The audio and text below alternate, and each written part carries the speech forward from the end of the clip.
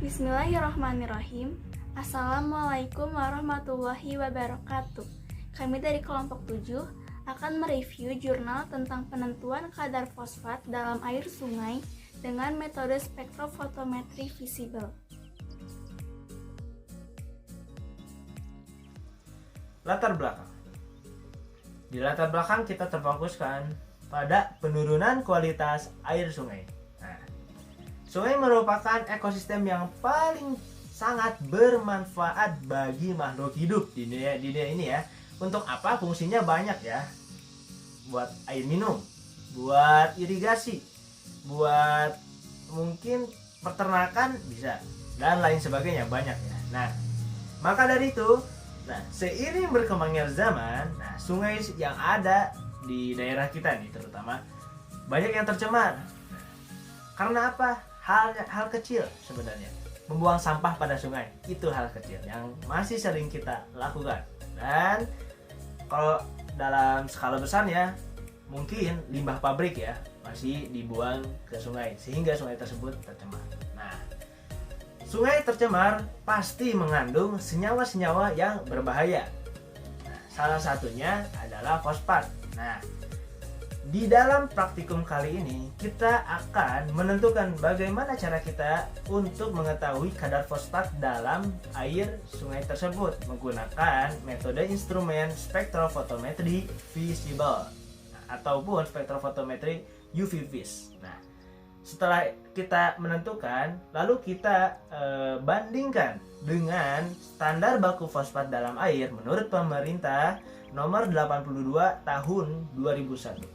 Di situ kita lihat apakah kadar fosfat dalam air sungai tersebut masih masuk dalam kategori bisa digunakan, karena kan ada kelas 1, kelas 2, kelas 3, dan kelas 4. Lalu kita bandingkan apakah kadar fosfat tersebut masuk kriteria dalam salah satu kelas tersebut.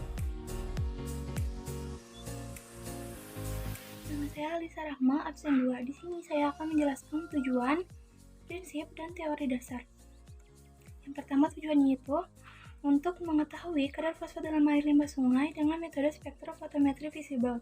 Prinsipnya, berdasarkan hukum Lambert-Beer, sejumlah mili tertentu sampel air limbah sungai dalam kondisi asam ortofosfat direaksikan dengan amonium molibdofosforik yang kemudian direduksi oleh larutan esensial 2 sehingga membentuk senyawa kompleks berwarna biru intens yang kemudian ditentukan secara spektrofotometri visible dengan panjang gelombang 650 nanometer. Teori dasar. Pengertian fosfat. Jadi singkatnya, fosfat ini merupakan bentuk fosfor yang dapat dimanfaatkan oleh tumbuhan. Fosfat dalam perairan terdapat dalam bentuk senyawa anorganik terlarut dan senyawa organik. Senyawa fosfat ini mengalami hidrolisis menjadi bentuk ortofosfat atau PO4 yang dimanfaatkan langsung oleh fitoplankton atau alge. Metode penentuan kadar fosfat ini dibagi menjadi dua. Ada secara instrumen dan juga secara konvensional. Secara instrumen ini dibagi lagi menjadi dua, yaitu spektrofotometri UV visible dan spektrofotometri visible. Ciri-ciri spektrofotometri visible. Yang pertama, menggunakan sumber cahaya atau energi yang tampak atau terlihat. Yang kedua, jenis cahaya visible termasuk elektromagnetik yang bisa ditangkap oleh mata manusia. Yang ketiga, panjang gelombangnya kisaran 380 nanometer sampai 750 nanometer. Syarat sampel spektrofotometri visible. Yang pertama, mempunyai kubus chromoform dan auxochrom. Yang kedua, senyawa tersebut harus berwarna.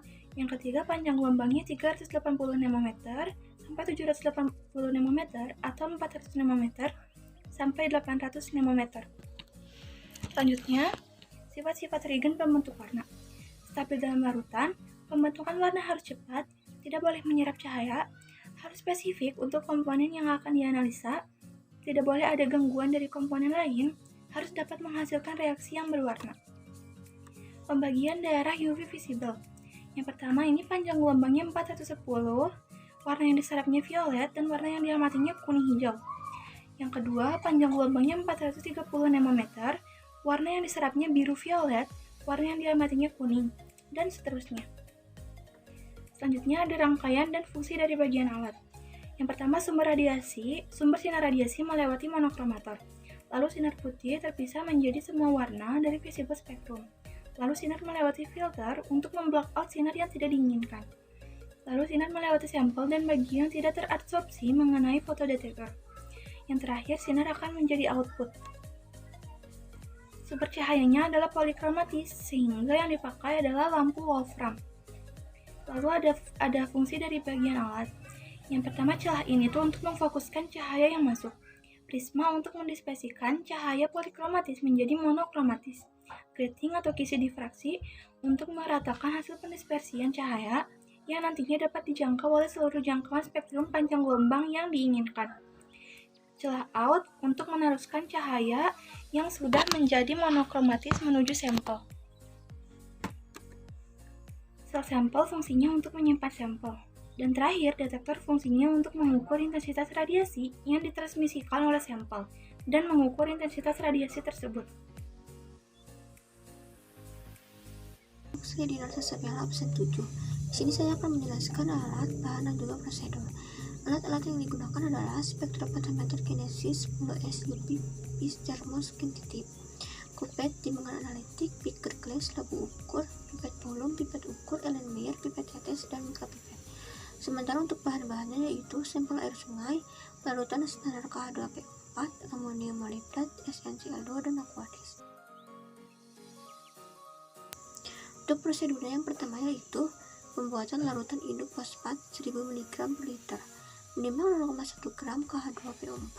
Larutkan dalam beaker glass menggunakan Aquades dan ambataskan ke dalam labu ukur 100 ml. Lalu ada pembuatan larutan standar fosfat. Pembuatan larutan standar fosfat dengan variasi konsentrasi 10, 20, 40, 80, 160, 320, dan 740 mg per liter dilakukan dalam labu ukur 25 ml menggunakan rumus pengenceran. Selanjutnya, pembuatan grup kalibrasi. Siapkan larutan standar fosfat dengan berbagai macam konsentrasi 10, 30, 60, 90, 150, dan 180 mg per liter. Masing-masing dipipet sebanyak 25 ml. Gunakan pipet volume 25 ml. Lalu masukkan ke dalam Erlenmeyer. Menambahkan 0,25 ml larutan amonium molibdat. Menambahkan 1 tetes SnCl2. Larutan diaduk dan dibiarkan beraksi selama 7 menit. Larutan dimasukkan ke dalam kupet dan absorbasi larutan dibaca pada panjang gelombang 650 nm. Data absorbasi dari masing-masing larutan standar dibuat kurva hubungan antara konsentrasi dan absorbasi menggunakan MS. Lalu penentuan batas deteksi dan batas kuantitas ditentukan menggunakan persamaan garis linier dari kurva baku kalibrasi fosfat. Simpangan baku Bianco SY atau X ditentukan dengan mengukur absorbansi Bianco sebanyak 20 kali ulangan. Dan yang terakhir, pengujian sampel. Sampel air sungai dipipet sebanyak 25 ml. Masukkan ke dalam Erlenmeyer. Tambahkan 0,25 ml larutan amonium molibdat. Tambahkan 1 tetes SnCl2. Larutan diaduk dan dibiarkan beraksi selama 7 menit. Larutan dimasukkan ke dalam kupet dan absorbansi larutan dibaca pada panjang gelombang 650 nm. Perhitungan penentuan konsentrasi fosfat dalam sampel air sungai yaitu Y sama dengan AX ditambah B. Dengan Y sama dengan absorbansi atau A, X sama dengan konsentrasi fosfat atau miligram per liter, A sama dengan gradien persamaan garis linier, dan B konstanta.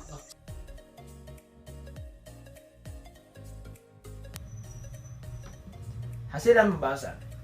Di hasil dan pembahasan ini kita akan membahas terlebih dahulu reaksi antara fosfat dengan reagennya tersendiri. Pertama, reaksi pembentukan senyawa kompleksnya di mana H3PO4 atau ortofosfat bereaksi dengan 12MOO3 atau amonium molibdate menghasilkan asam molibdofosforik atau H3PMO12O40.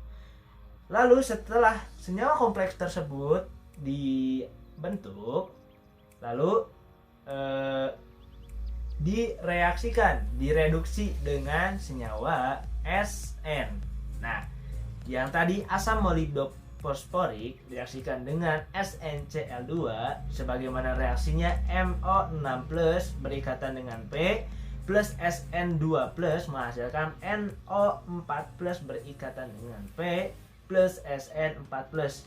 Kita lihat, nah di situ senyawa MO6 plus tereduksi, mengalami penurunan bilok ya, atau elektron ya, bilok atau elektron menjadi MO4 plus, dan dimana SN-nya mengalami kenaikan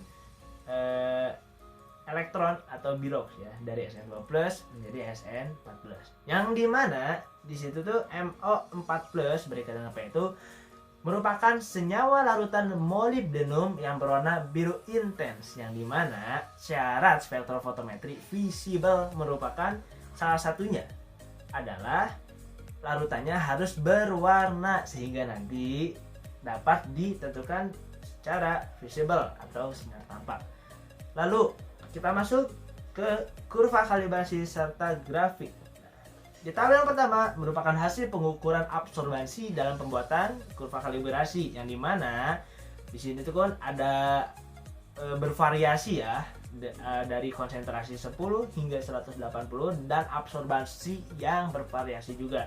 Di sini kita lihat nih, dari konsentrasi yang terkecil ke yang terbesar, nah memperlihatkan hubungan yang linear, yang berhubungan lurus lah antara kadar fosfat dengan absorbansinya, yang dimana semakin besar kadar fosfat maka semakin besar pula absorbansinya, seperti yang kita lihat dari 10 0,091, 30 0,313, 0,113, terus 60 0,117, dan 180 0,292. Nah di situ grafiknya pun harusnya naik ya.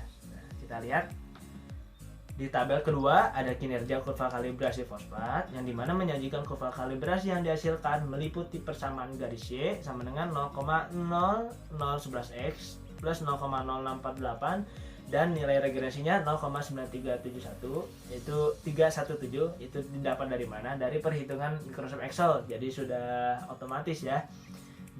Nah, dan dengan tingkat linearitas yang sangat baik, intercept harus lebih kecil daripada absorbansi fosfat dalam sampel agar kadar fosfat dalam air sungai dapat diukur. Terus ada di situ ada grafiknya. Nah, seperti yang saya tadi ucapkan. Nah, semakin besar konsentrasinya maka diiringi juga dengan besarnya absorbansinya, sehingga grafiknya itu naik ya. Lalu tabel ketiga hasil pengukuran konsentrasi fosfat. Nah, di sini bervariasi juga. Di sini saya sebutkan yang paling besar dan yang paling kecil saja ya. Nah, yang paling besar itu tertera pada sampel 1, sampel 4, sampel 7 dan sampel 10, yang dimana konsentrasi fosfatnya tersebut 4,7 mg per liter dan absorbansinya sebesar 0,070. Dan yang paling kecil itu terdapat pada sampel 8 dan 9 dengan konsentrasi fosfat sebesar 2 mg per liter dan absorbansinya itu sebenarnya sebesar 0,067, yang dimana di sini kita klasifikasikan. Nah, termasuk dalam kelas berapa? Kelas 1, kelas 2, atau kelas 3. Nah, cara kita menentukannya tentu ada standar mutu kadar fosfatnya menurut pemerintah ya, PP RI nomor 82 tahun 2001, yang dimana kelas 1 dan 2 itu ukuran fosfatnya 0,2 mg per liter, kegunaannya kelas 1 untuk air baku, air minum, terusnya kelas 2 untuk prasarana rekreasi, pembudidayaan ikan, air tawar, peternakan, untuk perairan pertanaman juga. Nah, terus untuk kelas 3 ukurannya itu 1 mg per liter, kegunaannya untuk pembudidayaan ikan, air tawar, peternakan, pengairan tanaman, dan peruntukan yang lain ya. Terus yang terakhir ada kelas 4, yaitu ukurannya 5 mg per liter. Nah, di sini fungsinya untuk mengairi pertanaman saja ya. Saya Anissa Nur Syahya, nomor absen 03. Di sini saya akan menjelaskan kesimpulan dari praktikum ini, yaitu diperoleh kadar fosfat yang diukur pada rentang konsentrasi linear 10-180 mg per liter dengan nilai korelasi koefisien sebesar 4 mg per liter. Dan kadar fosfat yang terdapat dalam air sungai berkisar antara 2-4,7 mg per liter. Hanya itu yang bisa kami sampaikan. Mohon maaf apabila ada kekurangan. Cukup sekian dan terima kasih. Wassalamualaikum warahmatullahi wabarakatuh.